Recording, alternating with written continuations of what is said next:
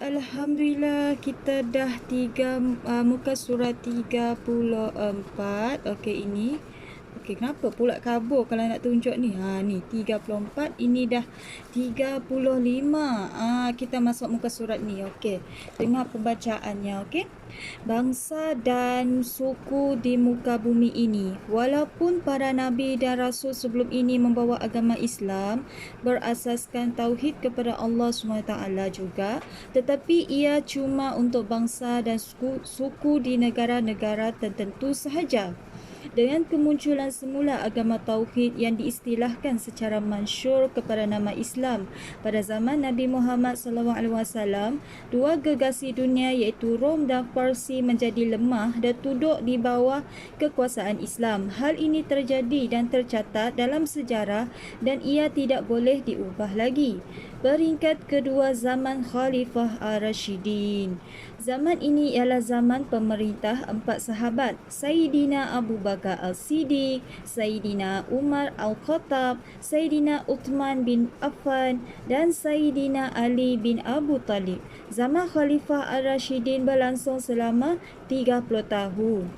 Ini adalah zamannya. Okey, kita sambungkan lagi.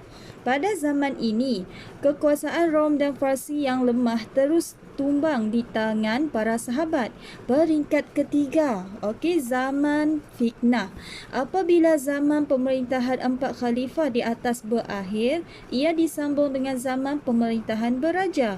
Antara kerajaan Islam yang terbesar ialah Bani Umayyah 661 hingga 750 Masihi, Bani Abbasiyah 750 Masihi hingga 1258 Masihi dan Turki Uthmaniyah 1289 hingga 1924 Masihi. Okey, tertulis di sini, zaman ini adalah zaman pemerintahan raja-raja Islam yang menimbulkan fitnah yang disebut dalam hadis di atas sebagai zaman pemerintahan yang menggigit, iaitu Mulkan Adnan. Kerajaan pada zaman ini memerintah menurut sistem turun-temurun atau sistem monarki. Walaupun mereka memerintah atas nama Islam dan mewarisi kerajaan Islam, namun ia bercampur dengan kezaliman.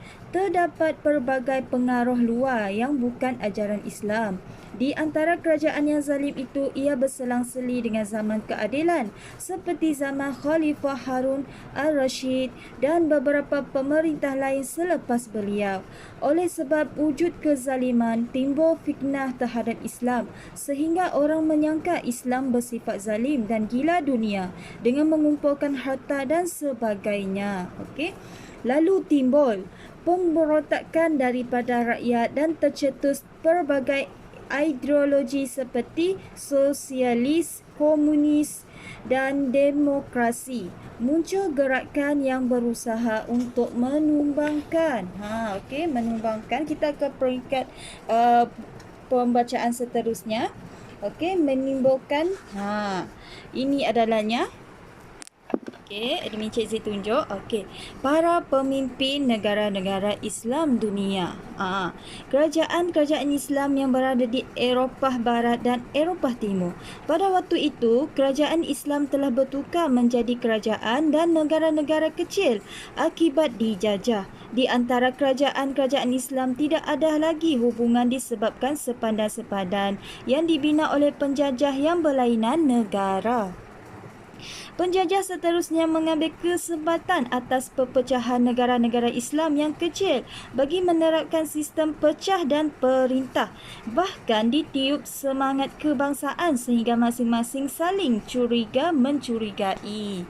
Okey, kita ke peringkat seterusnya pembacaan. Okey, dah muka surat 37. Okey, agak pantas kan? Setakat ini. Okey, dengan penjajahan. Okey. Sambil admin Cik Z tunjukkan yang mana satu? Okey, yang ini tahu, yang ini. Dengan penjajahan, keadaan berubah dan berbeza dengan zaman sebelumnya.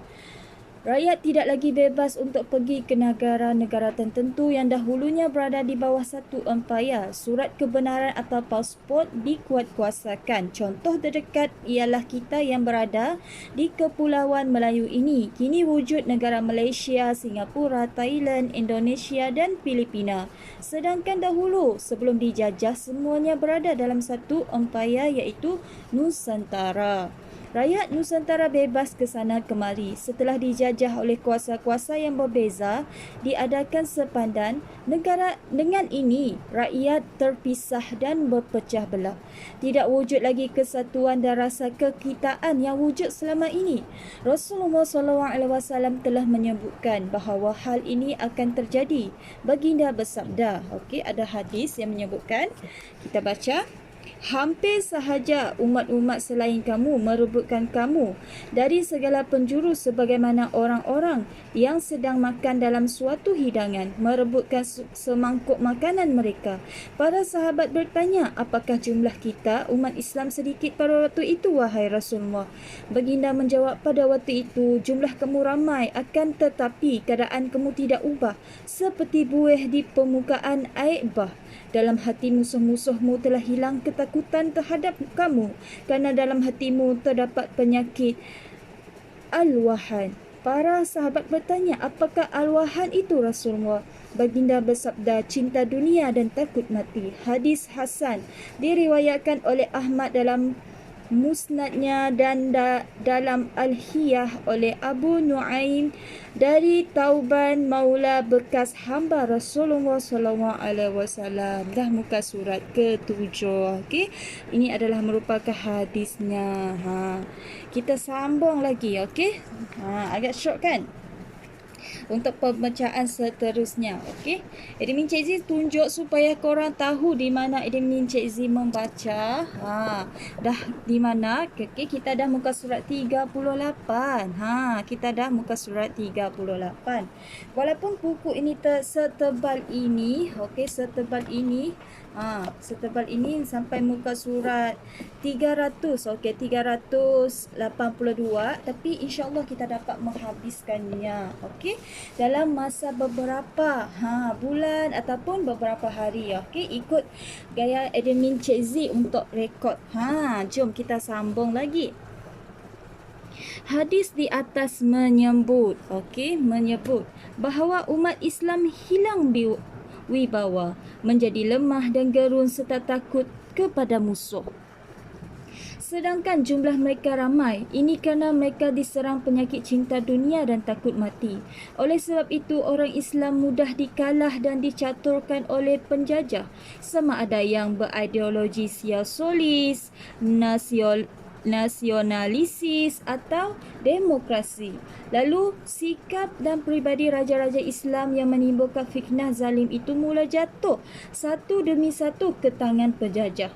Bermulalah dari kejatuhan Baghdad, Spanyol, Mesir, Turki dan lain-lain negara dapat ditakluk oleh penjajah. Zaman kuasa pemerintahan ini berlangsung selama kira-kira 700 tahun. Peringkat zaman keempat, zaman yang sedang berlaku pada hari ini disebut dalam hadis sebagai zaman Mulkan Zabariyat. Okey, ini ada sebut dia Mulkan Zabariyat. Para penguasa yang dikenali sebagai presiden atau perdana menteri memerintah melalui sistem demokrasi sekular. Dalam bukunya yang bertajuk Islam vs Sukralisme, Syekh Hamzah Yusuf menjelaskan bahawa berlaku gerakan komprehensif, komprehensif politik dunia dalam berebut kekuasaan pemerintahan khalifah melalui peperangan dan penjajah. Selanjutnya, Syekh Hamzah Yusuf menzahirkan pendapatnya bahawa manusia akan kembali hidup seperti zaman pertengahan selepas kemusnahan teknologi moden akibat peperangan besar. Kemungkinan perang itu yang dijangkakan oleh pelbagai pihak sebagai Perang Armageddon, iaitu Perang Dunia Ketiga dan disebut sebagai Perang Nuklear. Kemusnahan akibat peperangan ini adalah hukuman ke atas perbuatan manusia itu sendiri. Okey, kita ke muka surat 39. Okey, nampak tak? 39. Okey, alhamdulillah. Okey, firman Allah. Okey, tak nampak kan? Okey. Tapi admin Cikzi tolong bacakan untuk korang. Firman Allah dalam surah Al-Rum ayat 41 bermaksud telah timbul berbagai kerosakan dan bala bencana di darat dan di laut dengan sebab apa yang telah dilakukan oleh tangan manusia. Kerana Allah hendak merasakan mereka sebahagian dari balasan perbuatan-perbuatan buruk yang mereka telah lakukan supaya mereka kembali insaf dan bertaubat. Pada zaman ini muncul ideologi-ideologi ciptaan manusia seperti sosialisis, komunis, kapitalis dan demokrasi. Pemerintah hasil dari ideologi ini telah menguasai dunia. Ideologi pemerintahan tersebut berteraskan agama Yahudi dan Kristian serta fahaman komunis. Dunia terbahagi kepada dua blok. Blok barat iaitu demokrasi dan blok timur iaitu komunis dan sosialis. Umat Islam berada di bawah kuasa mereka selama beratus-ratus tahun. Ketika itu empayar Islam telah berpecah-pecah dan menjadi kecil. Okey. Kita sambung lagi. Dia seperti gambar seperti ini. Dalam muka surat 39 ini tau. Okey, kita sambung. Kita tengok bagaimana pula muka surat seterusnya. Okey, muka surat seterusnya kita dah sampai ke berapa ni? 40. Okey, 40. Okey, kita sambung. Dengar tahu admin Cikzi membacanya. Pada penghujung zaman keempat ini, kuasa-kuasa penjajah mula tumbang satu demi satu. Kalaupun ada yang tidak tumbang secara rasmi, namun kuasa mereka telah mula lemah, termasuk Amerika Syarikat dan Eropah. Sekarang ini Jerman dan Perancis menjadi satu blok, sementara British dan lain-lain mempertahankan nilai masing-masing. Berikutan dengan tumbangnya kuasa-kuasa tersebut, negara-negara yang selama ini dikuasai oleh umat Islam bakal muncul semula. Barulah dunia mengetahui rupa-rupanya ramai umat Islam di Eropah. Itulah titik permulaan kebangkitan Islam menjelang zaman Mikhash Nubuwah. Okey, Mikhash Nubuwah. Sebelum munculnya era Minhaj Nubuwah, akan terjadi peperangan akhir zaman iaitu peperangan dunia ketiga. Waktu itu kelak kuasa barat Timur Tengah termasuk Yahudi yang dinominasi oleh ejen-ejen Dajjal akan musnah dan kalah teruk di tangan umat Islam yang dipimpin oleh pemimpin Islam bertaraf khalifah iaitu Imam Mahdi diikuti oleh Nabi Isa alaihissalam. Okey, dan kita ke muka surat seterusnya. Peringkat zaman kelima. Menurut dalil Al-Quran dan hadis-hadis pada zaman ini akan berlaku pemerintahan khalifah sebelum terjadinya kiamat. Kemunculan khalifah yang bernama Muhammad bin Abdullah atau yang lebih dikenali sebagai Imam Mahdi ialah salah satu tanda besar kiamat. Abu Haq dalam sebuah makalahnya yakin bahawa tidak terdapat perbezaan pendapat para ulama ahli sunnah dahulu dan ataupun sekarang berhubung dengan Al-Mahdi. Beliau mengatakan munculnya Al-Mahdi itu hanya akan terjadi setelah keluarnya Sufyani dan tindakan kerosakannya di muka bumi. Dan masa antara kerosakan yang diperbuat oleh Sufyani dan munculnya Al-Mahdi akan muncul pula bendera-bendera hitam dari Khurasan sebagai pertanda dekatnya kekuasaan Al-Mahdi. Para ulama juga sepakat mengatakan bahawa Dajjal tidak akan keluar kecuali setelah kemunculan Al-Mahdi yang akan menakluk Konstantinopel. Okey, agak sukar menyebutnya, tapi kita seterusnya serta Romawi. Mereka sepakat bahawa Al-Masih Nabi Isa AS tidak akan turun ke dunia kecuali sesudah keluarnya Dajjal. Mereka sepakat bahawa keluarnya Yakush dan Makrush hanya akan terjadi setelah Nabi Isa berjaya membunuh Dajjal. Okey, kita ke peringkat pembacaan yang 41. Peringkat kelima. Penutup umat akhir zaman. Peringkat akhir zaman yang iaitu zaman kekhalifahan akan berlangsung seperti mana zaman kenabian. Ia membawa alamat-alamat terjadinya kiamat. Okey.